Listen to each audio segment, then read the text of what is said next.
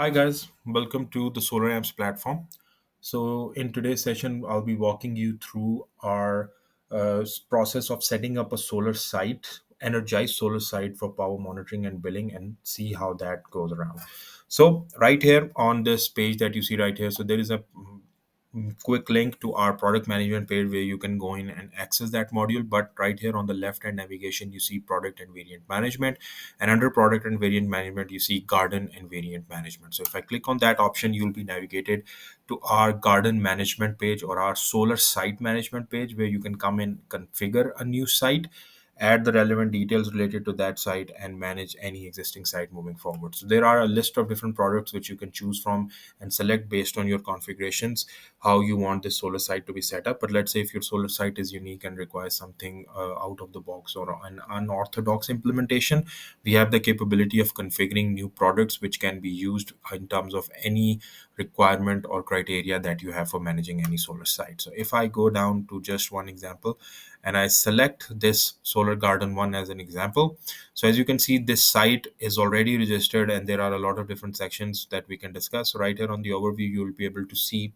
where this the exact location where this solar site is located, the total size of that solar site, and the number of subscribers that are associated with it. If I go into the detail section, so this detail section gives you some details regarding that site, like the total size, the available size in case it is a CSG or it has multiple off takers, and what are the number of subscribers, how many subscriptions exist on this particular garden. If you have multiple offices looking after different solar assets or solar gardens, which solar site, which office location is managing this solar site, when was this activated, when this garden went live or it was energized, a very quick description, and then a Google map location on where that site actually is placed.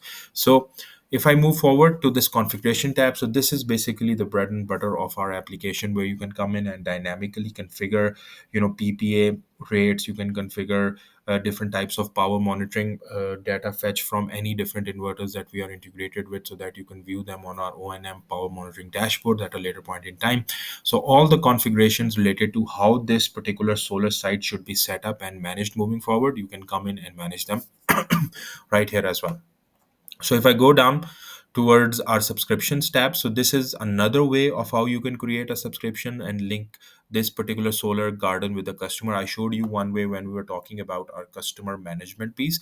So this is another where you can come in. As you can see, there are existing two subscriptions on this particular site. If I want to add another one, I can click on this add option.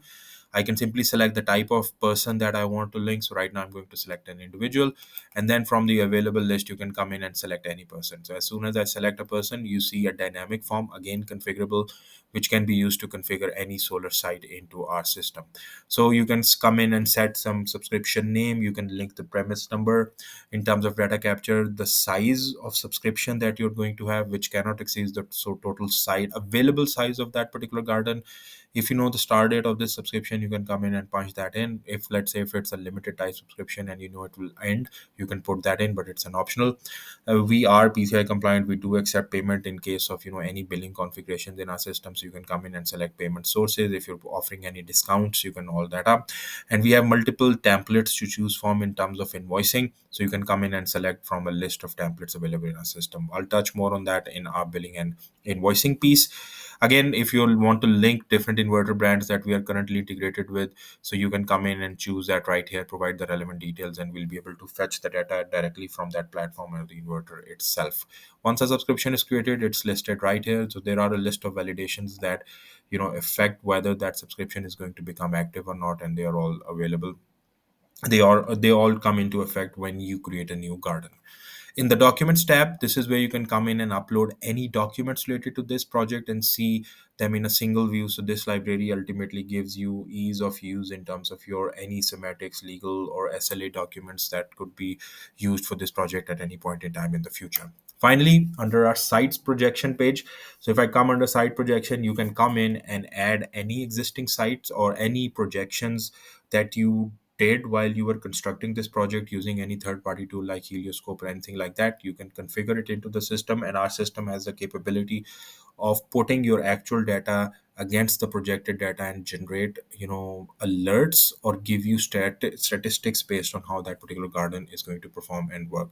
So if I show you one example of how that particular site will look like, so let me go back and select this solar fair garden, and if I go under site projection, so I believe I have one example. So I believe if this one is it, but you can come in and see those details at any point in time as I showed you. So yeah, thank you very much.